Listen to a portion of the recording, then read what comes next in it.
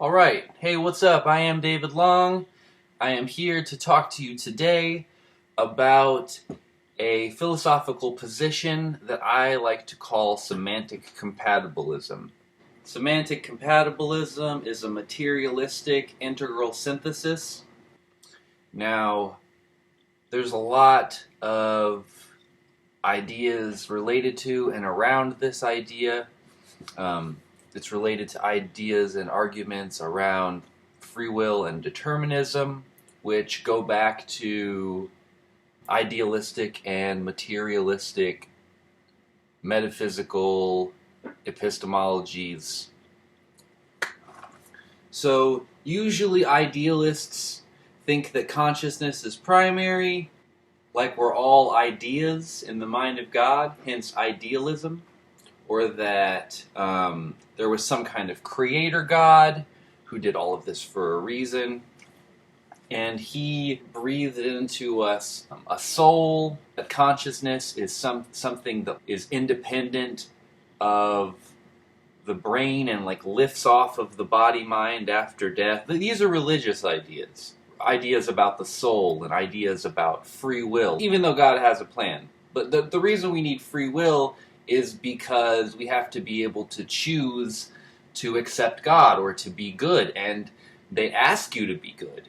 So materialists think that matter is primary, or that consciousness is a byproduct of matter that evolved, whereas in idealism the idea is that matter was created by some outside person with a consciousness.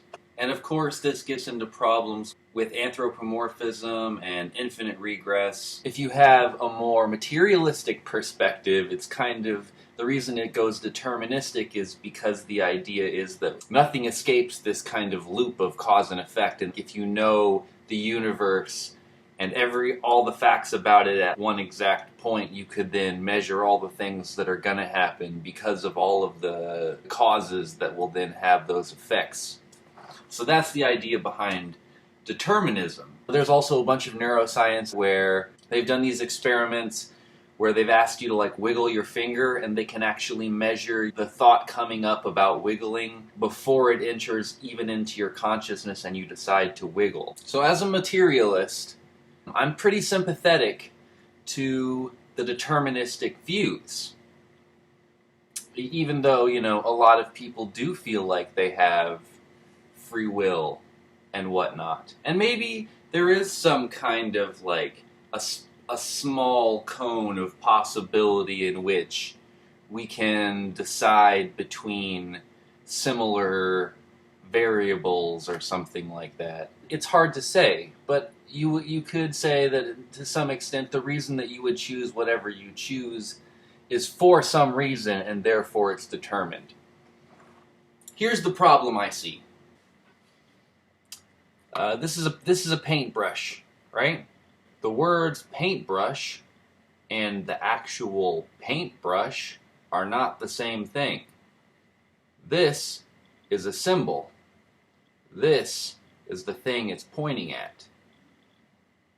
So the symbols that are not the things in themselves are human, made-up, created expressions of things. And words cannot hold the objective truth of the thing right in front of us, except for through relative agreement, through cultural agreements about what the value of the symbols are, what words mean. And that's relative.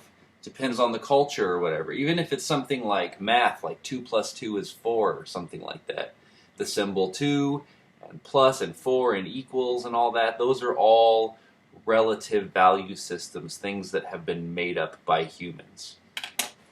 So, if all language is a type of poetry, is a type of using symbols to reference things in our experience, be it something objective like a paintbrush or something that's not so objective like love, words reference these things.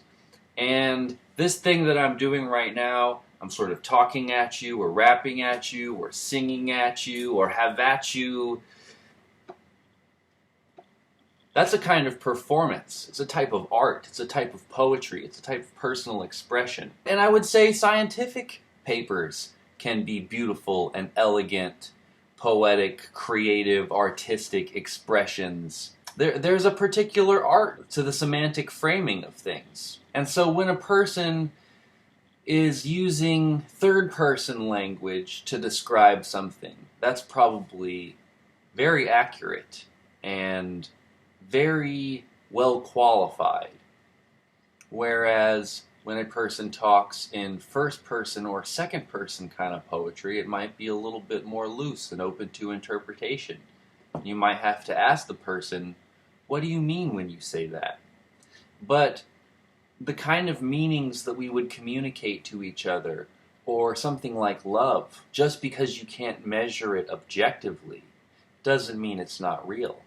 And if we're going to reduce what is true to mere empiricism, then we get into major problems, because the world is not just these little things that we measure. And also, we're never actually getting at the actual thing in itself. We're always throwing all these poetic symbols at it. Some poetry is more accurate and better than others. But the question is, what kind of truth is the poetry getting at? Is it getting at subjective truth? Is it getting at relative truth? Is it getting at objective truth? Or is it trying to talk about the absolute truth? All of these truths are talked about in relative terms, in language. The way that science is talking about this, it's talking about billiard balls that collide into each other, like we are just its. And that is one way of talking about things. This caused this, caused this, caused this. But another way that we almost always talk about our experiences, I like this, and I went to the store today. I chose to get this over that. And from a deterministic view, none of that is true at all. So compatibilism is when a person thinks that free will and determinism can both be kind of true in a way. And I consider myself to be a semantic compatibilist. And what I'm saying there is I think that both our I way of talking about things and the its way of talking about things are true. True to some extent. They're both poetic ways of expressing aspects of the reality and our experience in it. We don't say, this has to go to work now. We say, I want to go to work. I'm going to go to work. Maybe you don't want to go to work. Maybe you normally wouldn't choose to go to work. But the way that you express it in that moment when you say, I'm going to go to the store, or I want to go to the park, I want to go to the... That is you honestly and truthfully expressing your subjective truth. And subjective truth is true just like objective truth is true. True but partial. They're both true but partial. Because describing all the its and the way that things bump into each other is not a complete description of what is going on. There's also this subjective and intersubjective or relative domain where we're communicating with each other and we're talking about things in these ways, in these languages that are not compatible with each other. I language and it language are both true, but they're not compatible. So when I say I'm a semantic compatibilist, I could almost say that I'm a semantic incompatibilist. The reason I say I'm a semantic compatibilist is because I'm a compatibilist in a semantic way. I think both sets of semantics hold their own truth and their own value. When someone says to me, I want to go to the store, I understand what they mean. And when a person says, man, the reason you want to go to the store is because you have these habits, because you have these cultural conditioning, Okay, that's true too. So that's somewhat of a case for compatibilism. Now, the major problem that happens in philosophy around determinism is if everything that's happened is just a matter of cause and effect, how can I ask you to be good? If you can't choose to be good, how can I ask you to be good? A person cannot decide to do what's good if they don't have the cultural conditioning to decide to do what's good. So here's what I'm going to say. I'm going to say that we are determined, both in terms of our biology, through the selfish gene, moving through time, moving through form, and you could say that in some sense we're just a vehicle of those genes, but also through the selfish meme. So not only through the biosphere, but also through the noosphere, which is a poetic way of referencing the realm of relativistic human ideas and cultural conditioning that shape human behavior. And this is why ideas are important, because everything that we know is a matter of cultural conditioning. So I would say that even if you deciding to be good is a conditioned response, it is still good that you decide to be good. And therefore, we should still work on trying to refine our cultural conditioning, to refine our ideas towards what's better.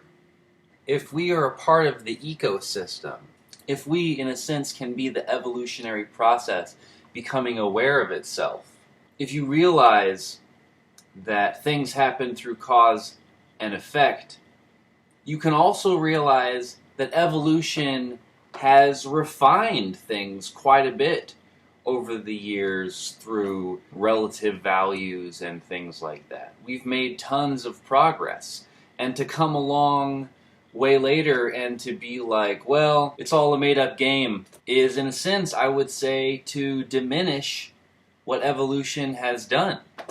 And good isn't just a made-up thing. Good is a type of fact claim, usually about the well-being of conscious creatures.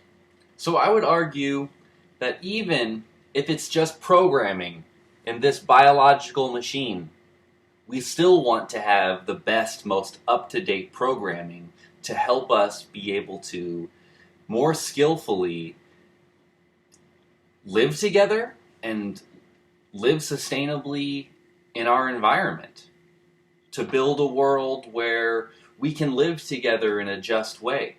Based on all the measurements that you can make, looking at intersubjective value, we can prove that there is some kind of common experience. Through language and relativistic value, we, well, some of us, the vehicles for the evolutionary process itself, have been able to understand our place in this context.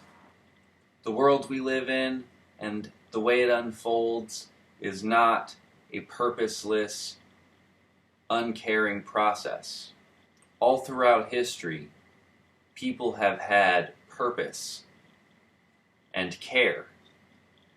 Animals have had purpose and care. It's the purpose and care of beings and their subjective experiences that have moved evolution along.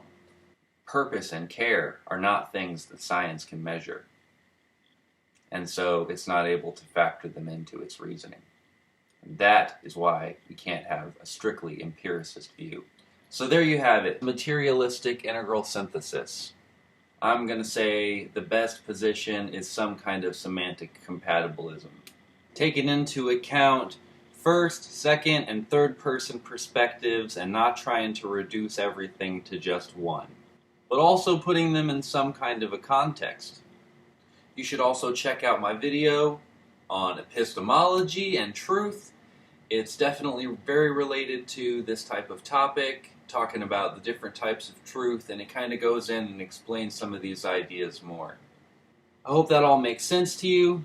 I appreciate your time. Thanks for watching. Peace.